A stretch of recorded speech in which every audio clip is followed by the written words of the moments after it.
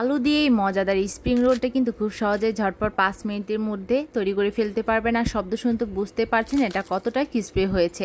আর আমি কিছুটা আলু আগে থেকে সেদ্ধ করে ম্যাশ করে রেখেছি। সামান্য পেঁয়াজ, কাঁচামরিচ, ধনিয়া গুঁড়ো, গরম মশলা গুঁড়ো, সামান্য লবণ দিয়ে সুন্দর করে মিক্স করে রেখেছি। তারপর একটি ডো তৈরি করার জন্য ঘরে থাকা আটা অথবা ময়দা যে কোনো একটা নিলেই হবে। সামান্য পরিমাণ তেল আর লবণ দিয়ে নর্মাল পানি দিয়ে সুন্দর করে একটি ডো তৈরি করে নেব। সফট ডোটার জন্য বেশি শক্ত না হয়ে যায়। তারপর আমি একটা বড় রুটি বলে নিয়েছি। তারপর যে আলুর পুরটি ছিল সেটা দিয়ে এভাবে লম্বা লম্বা করে কেটে, আপনারা তো দেখে বুঝতেই পারছেন, কাটার পরে সুন্দর করে রোল রোল করে ভাজ করে নেব।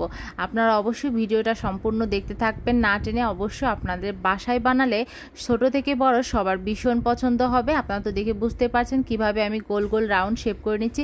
তারপরে কিন্তু এটা সুন্দর করে হালকা একটু ঠাসা দিয়ে, বেশি একটা চাপ দেওয়া যাবে না, অল্প একটু চাপ দিয়ে সুন্দর করে এর শেপটা তৈরি করে নেব। শেপটা দেখতে কিন্তু, নামটা কিন্তু আমি এখানে স্প্রিং রোল দিয়েছি। খেতে কিন্তু আসলে খুব মজা হয়েছিল। আপনারা কিন্তু বাসায় একবার হলেও তৈরি করে দেখতে পারেন। এভাবে একে একে করে আমি সবগুলো বানিয়ে নেওয়ার পর একটা ফ্রাই প্যানে তেল দিয়ে হালকা গরম হয়ে আসলে তারপরে আমি সবগুলো দিয়ে দেব। আর জালটা অবশ্যই মিডিয়াম টু হাই হিটে রাখতে হবে। আপনারা যদি বেশি জোরে জাল দেন তাহলে কিন্তু উপরটা খুব দ্রুত কালার চলে আসবে, বেশি একটা ভিতরেই ক্রিস্পি হবে না। আর মিডিয়াম টু হাই হিটে জাল দিয়ে করলে পারে সুন্দর ক্রিস্পি হবে। খেতে কিন্তু ছোট থেকে বড় সবাই ভীষণ পছন্দ করবে। এমনকি মেহমান আসলে 5 মিনিটের ভিতরে কিন্তু এটা ঝটপট বানিয়ে দিতে পারবেন। সময় কিন্তু খুবই কম লাগে। আর আমি এখন কিন্তু ব্রাউন কালার হয়ে গেলে নেব। এটা কিন্তু বিকেলে চায়ের নাস্তা অথবা বাচ্চাদের টিফিনে দেওয়ার জন্য একদম পারফেক্ট।